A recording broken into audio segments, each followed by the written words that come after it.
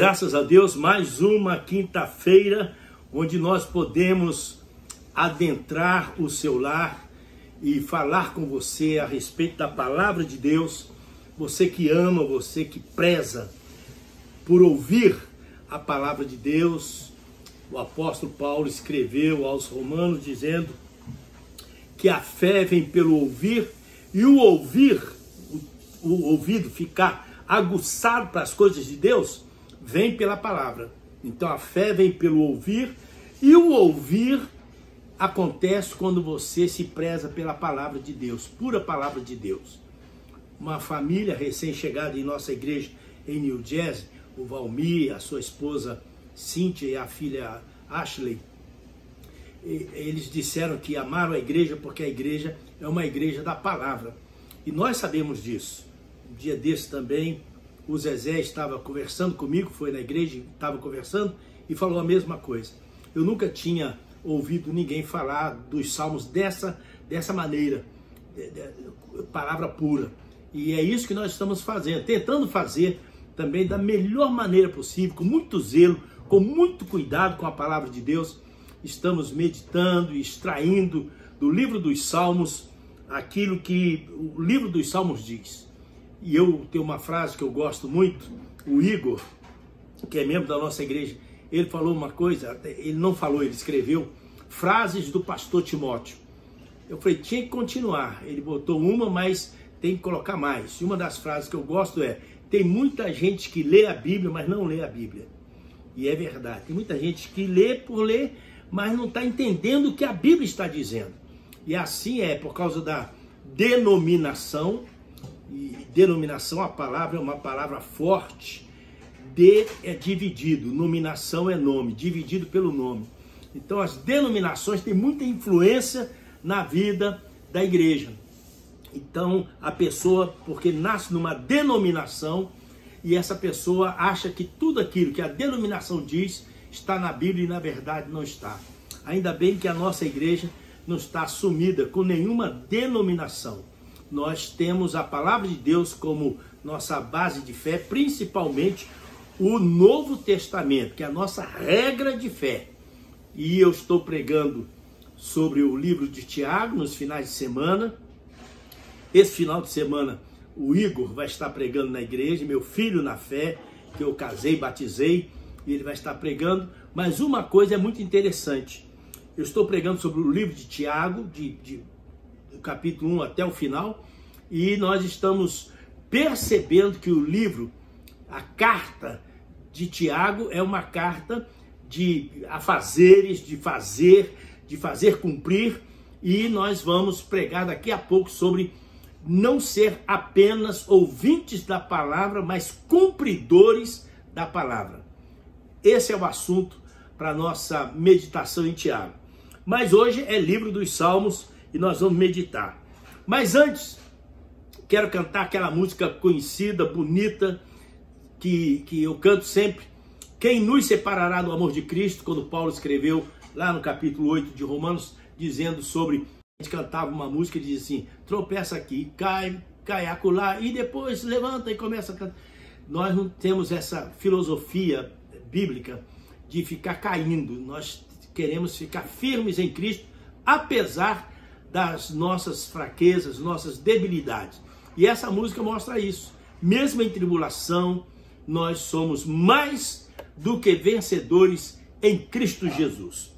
Vamos cantar essa música. Quero cantar essa música para que você possa depois pegar sua Bíblia e a gente meditar sobre o livro dos Salmos, que tem coisa tremenda hoje aqui, coisas curiosas para nós hoje.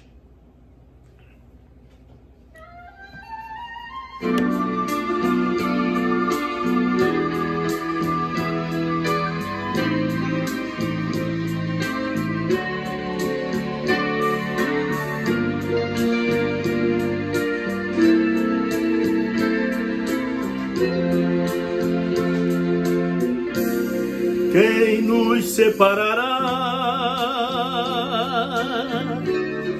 do amor de Cristo?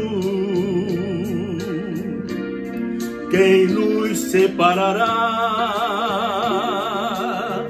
do amor Deus será tribulação, angústia ou fome, será perseguição, tristeza ou dor. Mas eu estou bem certo que nada neste mundo, passado e nem futuro, perigos ou nudez, nos pode separar do amor do nosso Pai, amor que está em Cristo Jesus, nosso Senhor.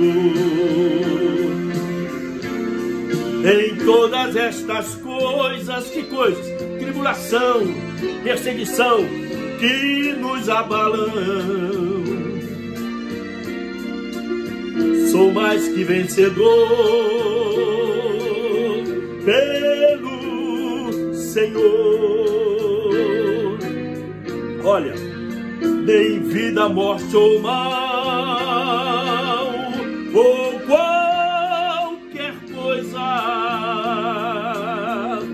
nos pode separar do amor de Deus. Mas eu estou bem certo que nada neste mundo, passado e nem futuro, perigos ou nudez, nos pode separar do amor do nosso Pai,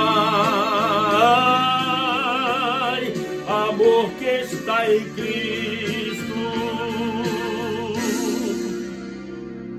Jesus, nosso Senhor. Jesus,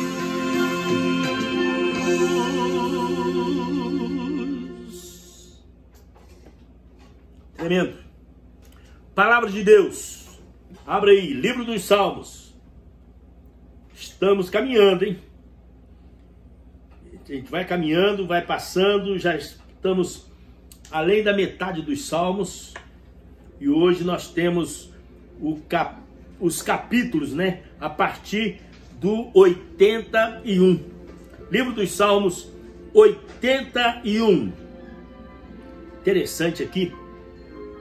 Livro dos Salmos, como diz assim a palavra de Deus, é Salmo de Asaf. E nós vamos começar. Asaf escreveu, a família, né, de Asaf escreveu muitos salmos também. Mas Davi foi o que escreveu mais. Tem Moisés, tem os coraitas, o pessoal do coral que também escreveram. Vamos orar. Deus, nós temos neste momento o privilégio de termos em mãos, na nossa mente, no nosso coração, a Tua Palavra. Mesmo sem entendermos tudo da Tua Palavra, nós queremos Te louvar pela revelação, pelo conhecimento, pela sabedoria que o Senhor tem nos dado para nós entendermos a Tua Palavra. Principalmente nas quintas-feiras, quando nós estamos estudando o livro dos Salmos. Que a graça do Senhor esteja sobre nós, eu aqui, os meus ouvintes, aqueles que estão nos assistindo, que a graça maravilhosa do Senhor esteja sobre nós. É o que nós queremos, é o que nós precisamos. E oramos em nome de Jesus, o nosso Deus. Nessa semana alguém falou para mim: pastor, por que a gente não volta aos gabos? Tá na hora, né? Já dá para voltar aos gabos, para a gente estudar juntos. E porque o que acontece com a live, eu gosto muito da live, de falar da palavra de Deus. Eu sei que aí eu estou atingindo o Brasil, Portugal, eu estou indo além de Bethlehem ou de New Jersey, além dos Estados Unidos. Eu estou indo além, porque é questão de internet, a questão de a gente alcançar através da tecnologia. Mas os gabos também têm a sua vantagem, porque é quando eu estou presente numa casa e as pessoas, não é apenas um monólogo, eu só falando. No gabo, então, é um diálogo, porque as pessoas começam a perguntar e, dentro da medida do possível, eu posso explicar às pessoas e posso responder às perguntas. Vamos pensar nisso, voltar aos gabos. 81, versículo 1.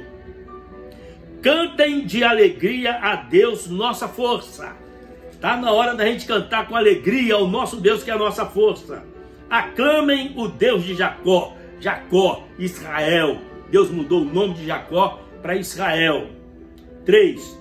Toquem a trombeta na lua nova. Isso aqui é interessante, uma curiosidade.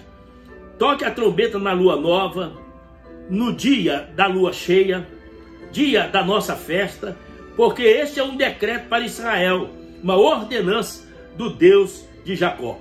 Isso aqui é para nós entendermos também que o livro dos Salmos, ou seja, o Antigo Testamento, é para o povo judeu. As doutrinas, o legalismo do Antigo Testamento é para o povo judeu. Por exemplo, nós não podemos pegar um texto desse e começar a esperar chegar a lua nova, a lua cheia, e começar a tocar por causa da lua. E seria, ao nosso ver, isso seria uma idolatria. Idolatrar os astros, o sol, a lua. E eu sou praticamente contra. Inclusive, lá no livro de Jó, Jó disse: quando é que eu bati palma, me encurvei diante do sol? Isso é muito importante. Nós temos que admirar, temos que crer realmente que Deus merece louvor devido ao sol, devido à lua, mas nós não podemos fazer culto à lua, nem o sol, nem o dia, e nada, para nada. Diz assim o versículo 6. Ele diz: tirei o peso dos seus ombros, suas mãos ficaram livres dos cestos de cargas, falando o que Deus fez com o povo de Israel quando tirou-os do Egito. Na sua aflição vocês clamaram e eu os livrei. Do esconderijo dos trovões lhe respondi. Deus está dizendo: vocês clamaram quando vocês estavam em apuros lá no Egito, e eu os ajudei e os livrei. E diz: e eu pus a prova nas águas de Meribá. Aí o versículo 9 diz assim: não tenha deuses estrangeiros no meio de vocês. Não se incline perante nenhum Deus estranho. Deus é radicalmente contra idolatria, adorar outra pessoa, outro ser, outra divindade, a não ser a Ele mesmo. E nós daremos culto somente a Deus, como Jesus usou o texto de Deuteronômio para o diabo, que o tentou e o tentava lá no monte da tentação. Versículo 11. Mas o meu povo não quis ouvir-me, Israel não quis obedecer-me, por isso os entreguei ao seu coração obstinado, para seguirem seus próprios planos. Texto tremendo. A Bíblia está dizendo aqui que o Senhor, e eu sempre prego isso, que o Senhor não precisa amaldiçoar, o Senhor não precisa descer o seu cajado, a sua mão, condenar ninguém. Se o Senhor apenas tirar sua mão de misericórdia, nós estamos fulminados. Porque nós temos uma natureza caída, nós vivemos uma vida que nos leva à ruína, que nos leva à destruição. E o texto está dizendo isso. Por isso, os entreguei ao seu coração obstinado. Lá em Romanos capítulo 1, 24, Romanos 1, 26 e 28, fala isso. Deus entregando o homem à sua promiscuidade, entregando o homem aos seus desejos pecaminosos. E a ruína é grande. Doenças, consequências drásticas. E é isso que Deus está dizendo aqui no Salmo 81 e versículo 12. Por isso os entreguei ao seu coração obstinado para seguirem seus próprios planos. Se o Senhor tirar a mão e deixar a gente caminhar na nossa desenfreada vida, nós é que seremos arruinados. O Senhor não precisa condenar, não precisa matar, não precisa descer o cajado sobre nós. Se o meu povo apenas me ouvisse, estou no versículo 13, se o meu povo apenas me ouvisse, se Israel seguisse os meus caminhos com rapidez, eu subjugaria os seus inimigos e voltaria a minha mão contra os seus adversários. No Antigo Testamento era assim: se o povo de Deus obedecesse ao Senhor, o Senhor dava vitória sobre inimigos, tomava a terra e tudo. Quando o povo era obstinado e rebelde, perdiam tudo. Aí diz assim o versículo 15: os que odeiam o Senhor se renderiam diante dele e receberiam um castigo perpétuo. Ou seja, se o meu povo fizesse o que eu mando, então o povo lá de fora, o ímpio, seria repreendido e também reconheceriam que Deus é Deus. Versículo 16: mas eu sustentaria Israel com o melhor trigo e com o mel da rocha eu satisfaria. O que Deus está dizendo é: se o meu povo me obedecesse, seria abençoado, enriquecidos e lucraria, teria prosperidade. Mas como o povo não me obedece, então os inimigos zombam, perde guerra, sabe? Então a coisa é complicada. Capítulo 82. No capítulo 82 tem um texto aqui que é forte. Versículo 6. Eu disse: vocês são deuses, todos vocês são filhos do Altíssimo, mas vocês morrerão como simples homens, cairão como qualquer outro governante. O que Deus está dizendo no capítulo 82, versículo 6, vocês são deuses.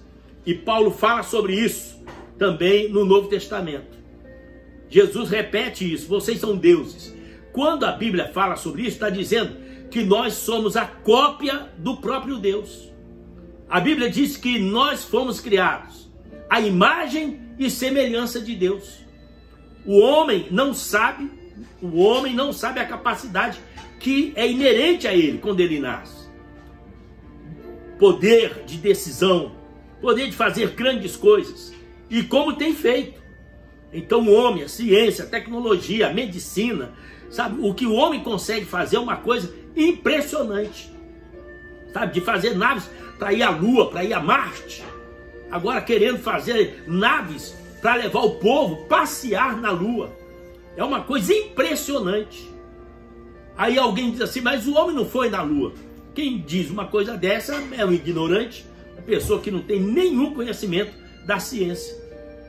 Para mim, mais difícil de crer que o homem foi na Lua é um avião subir com 800 pessoas, bagagem, peso enorme, um avião subir e voar no céu por 12 horas, 10 horas, cheio de gente. Isso é impressionante. Jamais passaria na cabeça do homem há 50 anos, há 100 anos atrás. Jamais, jamais. Mas o homem consegue, porque o homem tem uma capacidade que Deus lhe deu. E eu amo quando eu ouço cientistas falando sobre um Deus poderoso. Um dia desse eu ouvi uma reportagem de um astronauta, eu acho que na Apolo 16, ele foi à Lua, ele dirigiu um Jeep lá na Lua, e ele estava dando uma entrevista, e de repente ele diz: Deus nos deu essa capacidade de nós irmos até a Lua, de dirigir um Jeep na Lua. Eu falei: se esse cara tá com muito, porque ele é um cientista, um astronauta, foi à Lua, mas é um homem que diz: Deus nos deu essa capacidade. Então nós somos deuses no sentido de termos a capacidade de fazermos grandes coisas, mas nunca esquecermos de que, como diz aqui o texto, mas vocês morrerão como homens, como qualquer um outro. O povo de Israel era um povo vitorioso, mas era um povo também que tinha derrota. Nós somos um povo que temos a eternidade. Estava conversando com o Vilmar essa semana dizendo, Deus colocou lá no livro de Eclesiastes, diz assim: Deus colocou a eternidade no coração do homem, dentro do homem. Nós temos um anseio para vivermos, nós não queremos morrer. Nós não temos medo da morte, mas nós não queremos morrer, nós queremos viver. Por quê? Porque Deus nos criou para nós vivermos eternamente. E Jesus veio para nos dar essa capacidade, a vida eterna. Então nós vamos morrer fisicamente, mas vamos um dia ressuscitar e vamos viver para sempre com o Senhor sem a morte. Que coisa linda! Mas para aqueles que estão em Cristo Jesus. Salmo 83. Ó Deus, não te umedeças, não fiques em silêncio, nem te detenhas, ó Deus. O salmista está dizendo que precisa ouvir Deus, que precisa ver Deus agir. Vê como se agitam os teus inimigos, como os teus adversários te desafiam de cabeça erguida. Aqui parece que Davi está defendendo Deus. Mas é isso mesmo. Quando alguém blasfema contra Deus, nos deixa, sabe, enraivados, nos deixa irados. Por quê? Porque nós amamos o nosso Deus. E o salmista está dizendo isso. Com astúcia, conspiram contra o teu povo, tramam contra aqueles que são o teu tesouro. Tanto ele defende Deus, porque a associação de Deus com o povo dele é muito grande, muito íntimo. Quem mexe com a igreja, mexe com Deus. Quem mexe com Deus, mexe com a igreja. E quem defende o Senhor, defende a igreja. Quem defende a igreja, está defendendo o Senhor. 4, eles dizem, venham, vamos destruí-los como nação, para que o nome de Israel não seja mais lembrado. Sempre Israel foi perseguido. Sempre Israel teve os seus inimigos. E vai ter sempre. Na grande tribulação a coisa vai piorar, vai complicar. Perseguição contra o povo de Deus. E quando a gente fala sobre Israel, nós não estamos falando unicamente da nação de Israel. Nós estamos falando do povo de Deus. Paulo diz no Novo Testamento que nós somos o novo Israel de Deus. Versículo 10. Faça, Senhor, que eles morram. Acaba com eles como o Senhor fez no passado. Os quais morreram em Endor. Versículo 10. E se tornaram esterco para a terra. Aqui é uma oração imprecatória, mas é uma oração firme. O Senhor já fez isso. Já derrotou, já matou. Faça isso novamente. Versículo 15. Persegue-os com o teu vendaval e aterroriza-os com a tua tempestade. Está dizendo, faça o que o Senhor fez no passado, mas acaba com os inimigos do Senhor e os inimigos do teu povo. Versículo 17. Sejam eles humilhados e aterrorizados para sempre. Pereçam em completa desgraça. Outra coisa que nós estamos aprendendo no livro dos Salmos, não tem só promessas bonitas. Está cheio de orações imprecatórias, está cheio de maldição, está cheio de lágrimas, cheio de, sabe, de ódio, de ira, tanto de Deus como do povo de Deus contra os ímpios. Versículo 18. Saibam eles que tu, cujo nome é Senhor, somente tu és o Altíssimo sobre toda a terra. Faça isso para que o teu nome seja engrandecido. Saibam eles que tu, cujo nome é o Senhor, Adonai, somente tu és o Altíssimo sobre a terra. 84, versículo 1. Como é agradável o lugar da tua habitação, Senhor dos exércitos. O salmista aqui, que são os cantores, músicos do coral de Davi, eles estão expressando como é legal, como é gostoso o lugar da tua habitação. Que lugar? O templo. O templo que Salomão construiu. A minha alma nela, e até desfalece pelos atos do Senhor. O meu coração e o meu corpo cantam de alegria ao Deus vivo. Alegria de estarmos juntos. Hoje Deus não habita em templo feito por mãos de homens. Hoje Deus habita na igreja, no coração do povo de Deus. Deus habita na reunião do povo de Deus, na assembleia do povo de Deus. A palavra igreja quer dizer chamados para fora, aqueles que saíram do mundo. Nós somos o santuário de Deus. A igreja reunida é o santuário de Deus. E não há lugar melhor do que estarmos no santuário de Deus. Aí o versículo 3, o salmista aqui romantiza dizendo, até o pardal achou um lar, e a andorinha um ninho para si, para abrigar os seus filhotes, um lugar perto do teu altar. O Senhor dos Exércitos é o nosso Rei, é o nosso Deus.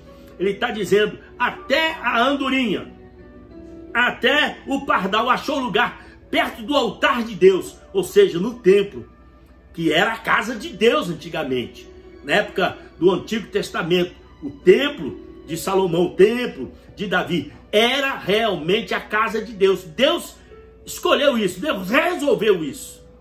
Davi quis construir, Deus disse, eu não vou caber dentro de templo, de casa, nunca pedi isso para ninguém. Mas Davi insistiu, Senhor, eu quero construir para mostrar para os povos um templo mais bonito de todos os templos. Aí Deus disse, faça, eu vou entrar nesse templo, eu vou botar meu nome lá. E agora a casa de Deus, que era o templo de Salomão, está dizendo que o pardal, que a andorinha estava perto do altar. E quanto mais nós, o salmista está dizendo, quanto mais nós amamos o lugar da tua habitação. Versículo 4 do capítulo 84. Como são felizes os que habitam em tua casa. Louvam-te sem cessar. Aleluia por isso. Como são felizes, como são bem-aventurados os que habitam na casa, na igreja do Senhor. Louvem-te sem cessar. Nós louvamos a Deus sempre. Na quinta, no sábado, no domingo pela manhã, estamos louvando, cantando, adorando a Deus na casa do Senhor. E a Bíblia diz em Hebreus capítulo 3, nós somos a casa de Deus. Versículo 9 do 84. Olha, ó Deus, que és o nosso escudo. Trata com bondade o teu ungido. Falando sobre tanto o rei na época, como também uma profecia messiânica sobre Jesus. 10. Melhor é um dia nos teus atos do que 1000 noutro lugar. Prefiro ficar à porta da casa do meu Deus a habitar nas tendas dos ímpios. Olha que coisa linda.